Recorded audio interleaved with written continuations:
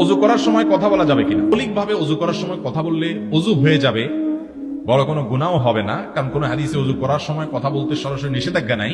কিন্তু আমরা কে না জানি যে ওযু করার সময় আমি যখন কথা বলবো তখন একে তো পানি অপচয় হতে পারে।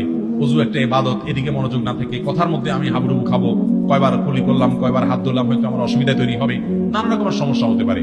এই জন্য অনেক উলামায়ে কেরাম, অনেক ইমামগণ ওযুর সময় অপ্রয়োজনীয় দুনিয়াবি কথা বলাটাকে মাকরু বলেছেন।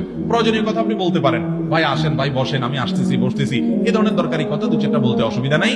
যথাসম্ভব ওযুর দিকে মনোযোগ থাকা উচিত। শুরুতে বিসমিল্লাহ বলবেন আর শেষে কালিমায়ে শাহাদা পাঠ করবেন।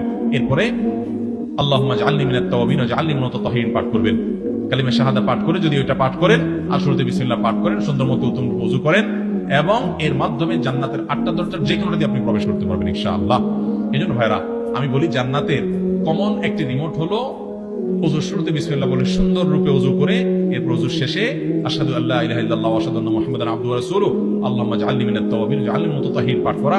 এর মাধ্যমে জান্নাতের 8টা দরজার সবগুলো খুলে যায় এবং যে কোনো সে যেতে পারে।